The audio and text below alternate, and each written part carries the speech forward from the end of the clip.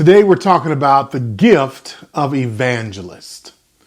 The word evangelist only occurs 3 times in the New Testament. Therefore, information about this gift is limited.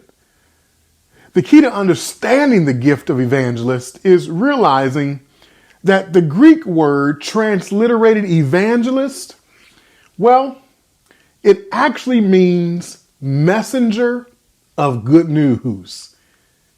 The gift of evangelist may be defined as the God-given ability to share the gospel clearly and persuasively so that people respond in faith. Now, in the middle of the word evangelist, notice the word angel, which means messenger.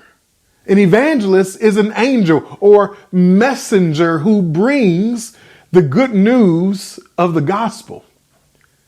Now, unlike a missionary who usually stays in one place, an evangelist is itinerant and travels extensively sharing the gospel.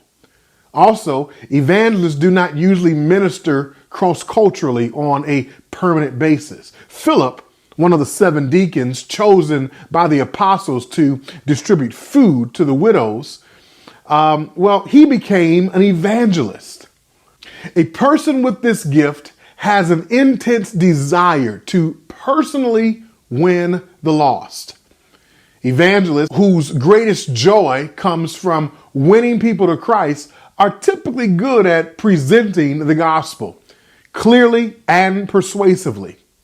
A pastor teacher should also have the gift of evangelism as a subordinate gift because of a specific command that Paul actually gave to young Timothy, who was a young pastor. Look at what Paul writes to Timothy in 2 Timothy chapter 4, verse 5. It reads, "But you keep your head in all situations, endure hardships, do the work of an evangelist, discharge all the duties of your ministry."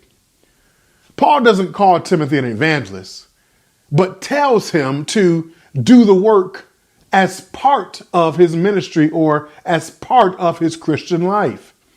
Whenever we as believers are confronted with a lost person, we are to do the work of an evangelist.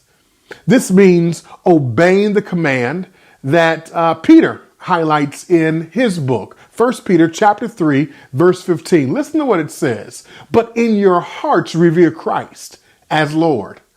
Always be prepared to give an answer to everyone who asks you to give the reason for the hope that you have.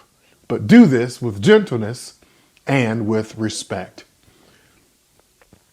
The word translated defense or answer is the word from which we get our word apologetics. The English word refers to the branch of theology concerned with the defense or proof of Christianity.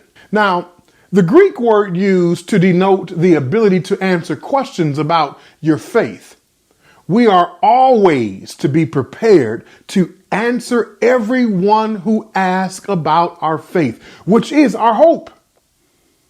The gift of the evangelist can be seen today in believers who are very effective in one-on-one witnessing.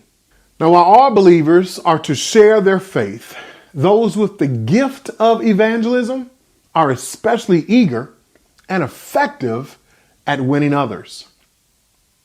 Now, like all spiritual gifts that come from a perfect God, they are given to imperfect people.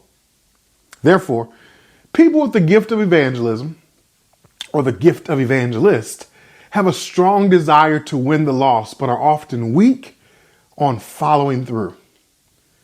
Their converts sometimes do not receive the basic discipleship teachings that they need. People with this gift may also be so anxious to win the lost that they manipulate people into forced or insincere decisions. Of course, the ultimate model of this gift is Jesus Christ. A wonderful example is his encounter with the woman at the well in Samaria. How does Jesus sum up his work as an evangelist? Luke chapter 19, verse 10. For the Son of Man came to seek and save the lost. Once again, the gift of evangelist may be defined as the God-given ability to share the gospel clearly and persuasively so people respond in faith. For a church to be healthy and fulfill the greatest commission, or the Great Commission, they must have members with the gift of evangelism at work within the body. I pray you were blessed by this message.